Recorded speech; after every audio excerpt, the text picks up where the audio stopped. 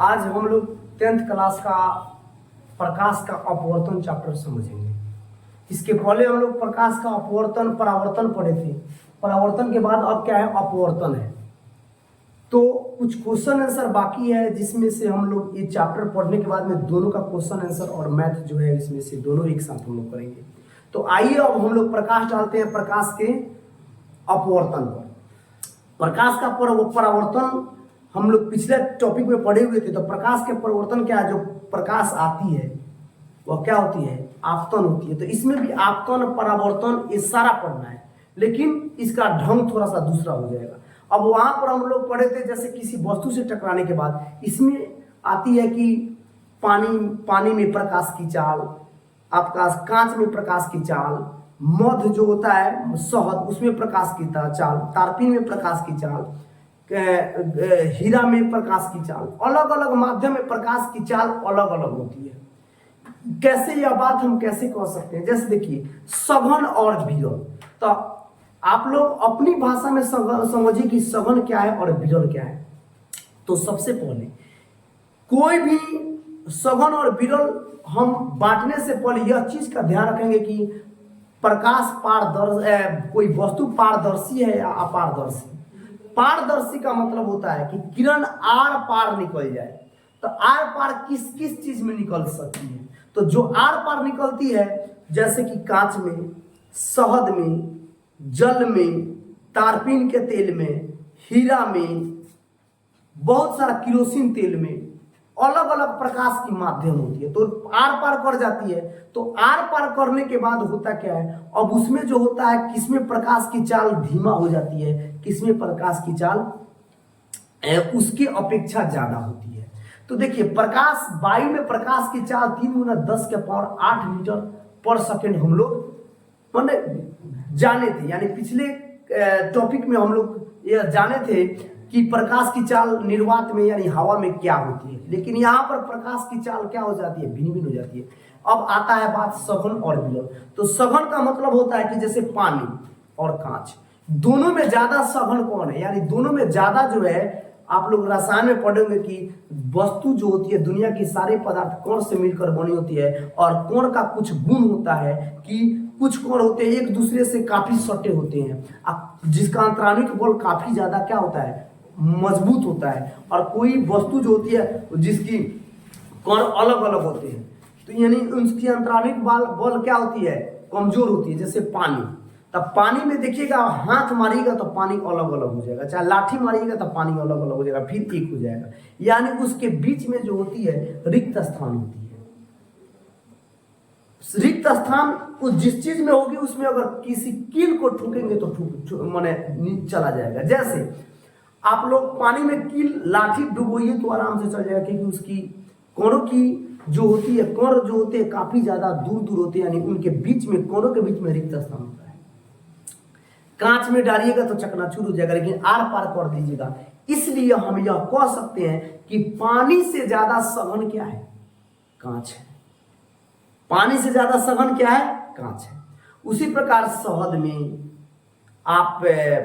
में, तारपीन के तेल में, किरोसिन तेल में, यानी अलग अलग प्रकाश की चाल, अलग अलग वस्तु में प्रकाश की चाल अलग अलग हो जाती है, क्योंकि जो ज्यादा सघन होगा उसमें प्रकाश ज्यादा, मतलब कि क्या हो जाएगी, धीमी हो जाएगी। जब धीमी हो जाएगी तो क्या हो जाएगी, मुड़ जाएगी।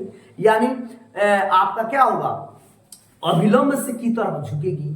यानी विरल से जब सघन में आएगी तो अभिलंब की तरफ झुकेगी, क्योंकि जैसे मान लीजिए हम यहाँ से एकदम सीधी चल रहे हैं, अगर हवा हो या किसी चीज से हमको रोका जाए तो हमको थोड़ा सा वो रफ्तार मेरा कमजोर पड़ जाएगा कि नहीं। जैसे एक और मैं उदाहरण देता हूँ आप लोगों को। जैसे मान लीजिए आप लोग अम्ब्रेला जो होता है, अम्ब्रेला यानी छाता, मान लीजिए कि हम पूरब से पश्चिम की तरफ जा रहे हैं और हवा कैसे बह रही है, पश्चिम से पूरब की तरफ। तो आप बताइए जब हम छाता लिए हुए हैं तो, या साइकिल से चल रहे होंगे, तो आप लोग देखे होंगे कि कभी साइकिल से चलते हैं और हवा का रफ्तार आपके विपरीत दिशा में होती है, तो आप लोग कितना भी तेज चलते हैं तो हवा की रफ्तार क्या करती है, आपके साइकिल को धीरा कर देती है।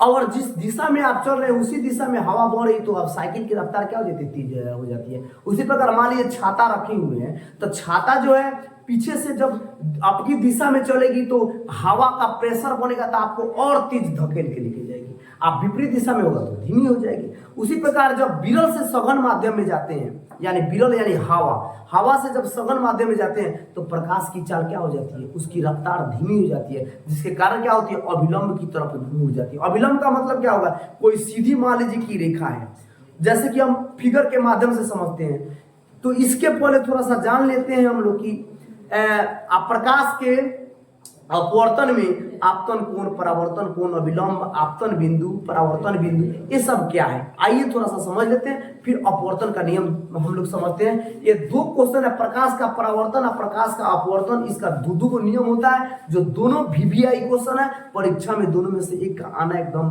संभवतः जो होता है, संभवतः संभावना उसकी ज्यादा होती है। तो आइए हम सबसे पहले समझते हैं प्रकाश की परावर्तन, यानी प्रकाश का परावर्तन किसे कहते हैं, प्रकाश का परावर्तन क्या है। तो देखिए, प्रकाश की किरण एक पारदर्शी, पारदर्शी का मतलब होता है कि आर पार कर जाना, यानी प्रकाश हम देखें तो आर पार की वस्तु दिखाई पड़ जाए। पानी में भी देखेंगे तो आर पार की वस्तु दिखाई पड़ जाएगी, शीशा में भी देखेंगे तो आर पार की वस्तु दिखाई पड़ जाएगी, लेकिन कब, पीछे पेंट नहीं किया वो शीशा तब। लेकिन कहने का मतलब ये है कि उसमें जो क्या होता है, प्रकाश का जल से ज्यादा जो होता है आपका कांच यानी शीशा, वह ज्यादा सघन होता है, इसलिए दोनों की प्रकाश का चाल जो होता है अलग अलग हो जाएगा। जैसा कि आप लोग को अभी उदाहरण दिए हैं कि पानी में आप लोग पानी में दौड़िएगा तो कितना, अब मान लीजिए चलिए हम लोग पानी में दौड़ते हैं, पानी में नीचे डुबकी लगा दिए, डुबकी लगा के जड़ में जब चले गए स्थल पर उसके एकदम पेंदी में, तो दौड़ेंगे तो कितना हम लोग एकदम कोई मतलब कि पानी रोकेगा कि नहीं रोकेगा, हम लोग हमारी रफ्तार कम हो जाएगी कि नहीं। अब वही रफ्तार से अगर हम हवा में यानी खुले में हम दौड़े तो कोई रोकने वाला न हो, यानी हवा भी रोकती है लेकिन बहुत कम रोकती है, पानी की अपेक्षा कम रोकती है, तो दौड़ेंगे तो उससे कई गुना रफ्तार मेरा चला जाएगा, लेकिन पानी में उसका रफ्तार कम हो जाएगा कि नहीं। उसी प्रकार प्रकाश का भी रफ्तार होता है अलग अलग। तो आइए, यानी प्रकाश की किरण के एक पारदर्शी माध्यम से दूसरे पारदर्शी माध्यम में जाने पर दिशा परिवर्तन, यानी दिशा परिवर्तन का मतलब क्या होता है, मुड़ जाना, उसकी दिशा से मैंने जा रहे हैं आप मुड़ जाना। देखिए भाई एक बार फिर से देखिए, प्रकाश की किरण, जैसे प्रकाश मान लीजिए आ रही है एक पारदर्शी माध्यम से दूसरे पारदर्शी माध्यम में जाने पर दिशा परिवर्तन की क्रिया को प्रकाश का अपवर्तन कहते हैं। जैसे मान लीजिए एक पारदर्शी वस्तु जैसे शीशा है, और शीशा के बाद पानी आ गया, चाहे दूसरा शीशा आ गया, तो इस माध्यम से प्रवेश करके दूसरे माध्यम में जाएगी तो मुड़ जाएगी। तो मुड़ जाना ही क्या कहलाता है, पर दिशा परिवर्तन कहलाता है। यानी मान लीजिए हम इस दिशा में जा रहे हैं और कोई मतलब कि कोई रोकने वाला मिल गया, हम इधर मुड़ गए, तो मुड़ गए तो मेरा क्या होगा, दिशा परिवर्तन हो गया, यानी मुड़ जाना क्या कहलाता है, प्रकाश का अपवर्तन कहलाता है। एक बार फिर से याद हो जाना चाहिए, एक पारदर्शी प्रकाश की किरण एक पारदर्शी माध्यम से दूसरे पारदर्शी माध्यम में प्रवेश करने पर दिशा में क्या हो जाना, परिवर्तन हो जाना, क्या कहलाता है, प्रकाश का अपवर्तन कहलाता है। याद हो गया। अब आइए इसमें आपतित किरण, इस माध्यम से समझते हैं आपतित किरण क्या है। दो माध्यमों को अलग करने वाली है, दो माध्यम क्या हो गया, एक माध्यम यह हो गया और एक माध्यम मान लीजिए कि यही बीच वाला माध्यम हो गया। तो ए और ए यानी दोनों को देखिए अलग करती है, अलग करने वाली सतह पर पड़ने वाली, अलग करने वाली जो सतह है और दोनों माध्यमों को अलग करती है उसको आपतित किरण कहते हैं। यानी दो माध्यमों को, तो एक माध्यम से मान लीजिए कि जैसे ये दोनों शीशा है और प्रकाश जब आ रही है तो दो माने कि ये दोनों माध्यम को, एक नीचे एक ऊपर है, तो इस दोनों माध्यम को इसको और इसको जब अलग करती है, मान लीजिए कि जैसे यह कोई वस्तु है यहाँ पर है ऐसे, और प्रकाश जब आ रही है तो इस दोनों माध्यम को अलग करना क्या कहलाती है, प्रकाश का, प्रकाश क्या, दो माध्यम को अलग करने वाली सतह पर, दो माध्यमों को अलग करने वाली सतह पर पड़ने वाली किरण को आपतित किरण कहते हैं। आपतन बिंदु, जिस बिंदु पर आपतित किरण दिए हुए माध्यमों को अलग करने वाली सतह पर टकराती है, यह सतह पर जब टकराती है, इस सतह पर दो माध्यमों को अलग करने वाली सतह पर टकराती है, उसको क्या कहते हैं, आपतन बिंदु। अभिलंब, किसी सतह के किसी बिंदु पर खींचे गए लंब, किसी सतह, यह सतह हो गया, यह क्या हो गया, सतह हो गया, इस सतह पर खींचे गए जो लंब होता है 90 डिग्री का कोण जो बनाता है, देखिए 90 डिग्री कोण बनाता है, उसे कहेंगे आपतन अभिलंब कहते हैं। अपवर्तित, अपवर्तित किरण दूसरे माध्यम से मुड़कर, देखिए अब यह माध्यम आपका सतह हो गया, सतह से मुड़कर फिर दूसरे माध्यम में मुड़ गई, तो दूसरे माध्यम में जब मुड़ गई, मुड़कर जाती है प्रकाश किरण अपवर्तित कहलाती है। यानी यह जो हो गया आपतित किरण सतह पर पड़ के दो माध्यम को बांट दी और टकराने के जो टकराई जिस सतह पर उसको कहेंगे आपतन बिंदु, और टकराने के बाद में दूसरे माध्यम में, ये ऊपर वाला हो गया पहला माध्यम, या इस रेखा के नीचे वाला क्या होगा दूसरा माध्यम, यानी पहले माध्यम में दूसरे माध्यम में जब प्रवेश करेगी तो उसे क्या कहेंगे, अपवर्तित किरण। आपतन कोण, अपवर्तित किरण, देखिए अपवर्तित किरण और क्या हो गया, अपवर्तित किरण और आपतन बिंदु, अपवर्तित किरण आपतन बिंदु पर खींचे गए अभिलंब को जो कोण बनाती है वह क्या कहलाती है, देखिए तो जो कोण बनाती है उसको क्या कहेंगे हम, आपतन कोण कहेंगे। अब अपवर्तन कोण, अपवर्तित किरण, अपवर्तित किरण देखिए आपतित, यहां पर हो गया आपतित किरण और खींचे गए लंब के बीच के कोण को आपतित किरण, अपवर्तित किरण और जो है अभिलंब के बीच के कोण को क्या कहेंगे, जैसे देखिए अपवर्तन कोण, अपवर्तित किरण आपतन बिंदु पर खींचे गए अभिलंब से जो कोण बनता है अपवर्तित किरण, तो अपवर्तित किरण ये हो गया, आपतन बिंदु, आपतन बिंदु ये हो गया, बिंदु पर खींचे गए अभिलंब यानी खींचा गया जो अभिलंब है से जो कोण बनता है, जो कोण बनता है उसको क्या कहेंगे, अपवर्तन कोण यानी आर कहेंगे, इसलिए साइन आई बटा क्या हो जाता है, साइन आर हो जाता है। अब जो होता है अपवर्तन कोण हो गया।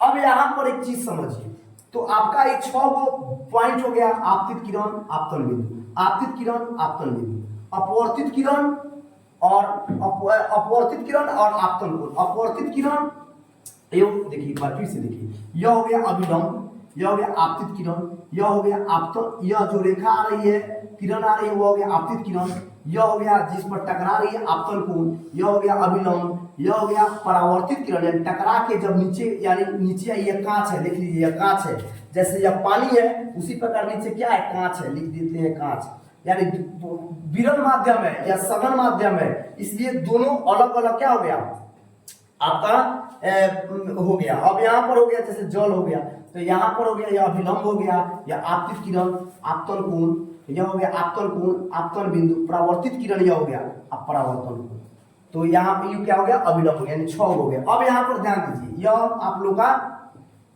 हो गया। अब यहाँ पर भी ध्यान देते हैं, जैसे देखिए आप लोग कभी देखे होइएगा कांच के गिलास में पानी रख दीजिए और वहां पर एक सीधी लकड़ी को यानी स्टिक को रखिएगा और पानी शांत होने तक वेट कीजिए, क्योंकि पानी हिलेगा तो साफ दिखाई पड़ेगा नहीं। जब पानी शांत हो जाए तो देखिएगा कि लगेगा कि लकड़ी छड़ी जो है स्टिक जो है थोड़ा सा टूटा हुआ है, यानी कहने का मतलब है थोड़ा सा टेढ़ा है सीधा लेकिन टेढ़ा। कारण ये है कि जब प्रकाश चलती है, जब प्रकाश चलती है तो वह विरल माध्यम में रहती है, यानी विरल माध्यम में रहती है, हवा में रहती है, और विरल से जब सघन में प्रवेश करती है तो अभिलंब की तरफ क्या होती है जी, मुड़ जाती है। यानी देखिए यहाँ मान लीजिए अभिलंब है, यह पानी है, सघन से जब जाएगी तब विरल में जब आएगी तो झुक जाएगी। यानी मछली आप देखते हैं ऊपर से वहां है, लेकिन याद रखिएगा जब मारते हैं तो पता चलता है कि मछली कोई और है, आप तीर आपका कोई और चला गया। इसलिए जहां पे है उस हिसाब से और अभिलंब की तरफ यानी और अंदर तीर मारिएगा तब जाके मछली को लगेगा। जैसे हमको यहाँ पर मान लीजिए यहाँ पर मछली है, तो यहाँ पर मछली दिख रही है, यहाँ पर मछली दिख रही है, तो हमको यहाँ तीर चलाना होगा तब जाके मछली पर लगेगा निशान। यानी कहने का मतलब ये है जबकि विरल से सघन में आएगी तो अभिलंब की नियम याद रखिएगा, जब प्रकाश किरण विरल से सघन में आएगी तो अभिलंब की तरफ झुकेगी, और जब सब सघन से विरल में जाएगी तो अभिलंब से दूर भागेगी। एक बार फिर से देखिए, विरल से सघन में आएगी, विरल से सघन में तो अभिलंब की तरफ झुकेगी, और सघन से विरल में जाएगी तो अभिलंब से दूर भागेगी। यानी देखिए यहाँ पर देखिए, इधर से जब ऊपर की तरफ जाएगी तो देखिए किधर भाग रही है, एकदम इस यह अभिलंब है इससे दूर भागेगी, और जब इधर से आएगी तो कहाँ जाएगी, अभिलंब की तरफ। यानी यह अभिलंब हुआ तो इसके तरफ मुड़ी हुई दिखाई पड़ेगी। अब इसका दो नियम होता है, एक में आपतित किरण आपतन बिंदु पर अभिलंब, आपतित किरण यह आने वाली किरण हो गई आपतित किरण, यह हो गया आपतन बिंदु, और अभिलंब यह सीधी रेखा में है, क्या है अभिलंब है, अभिलंब। और अपवर्तित किरण यानी अपवर्तित किरण टकरा के जाने के बाद अपवर्तित किरण यह हो गया। तीनों जो होता है एक ही समतल में होता है, देखिए एक ही समतल में है कि नहीं, यह है और यह टकरा के जा रही है, एक ही समतल में है कि नहीं, तो इसीलिए कहा गया आपतित किरण, अभिलंब, आपतन बिंदु और अपवर्तित किरण तीनों एक ही समतल में होते हैं। दूसरा होता है कि दो माध्यम और प्रकाश की किसी विशेष वर्ण के लिए, प्रकाश से किसी वर्ण के लिए अलग अलग रंग के लिए आपतन कोण कीजिए, आपतन कोण कीजिए और परावर्तन कोण कीजिए, क्या होती है, ज्या का अनुपात एक नियतांक होता है। अनुपात का मतलब क्या होता है, भागा, यानी आपतित किरण बटा परावर्तित किरण, इसको हम सूचित करते हैं साइन से, तो इसीलिए साइन आई और बटा क्या होता है, साइन आर। साइन आई बटा क्या होता है, साइन आर। 1621 ईस्वी में एस्नेल ने यह नियम दिया था, इसलिए इसे एस्नेल का नियम भी कहते हैं। किस ईस्वी में, 1621 ईस्वी में। किसने दिया था, तो स्नेल ने दिया था, उसको स्नेल भी बोलते हैं, स्नेल ने दिया था, इसलिए इसको कौन सा नियम कहते हैं, स्नेल का नियम भी कहते हैं। जैसा कि इसमें दे दिए, लिख दिया गया है कि 1621 ईस्वी में किसने दिया था, स्नेल ने दिया था, स्नेल ने दिया था। म्यू बराबर, इसको म्यू बोलते हैं, इसको एक कांस्टेंट राशि बोलते हैं, यानी क्या बोलते हैं, एक नियतांक होते हैं, यानी चर राशि है। तो म्यू बराबर क्या होता है, साइन आई बटा साइन आर। म्यू क्या है, नियतांक है, यानी कांस्टेंट राशि। तो इसका एक स्क्रीनशॉट आप लोग ले लीजिए।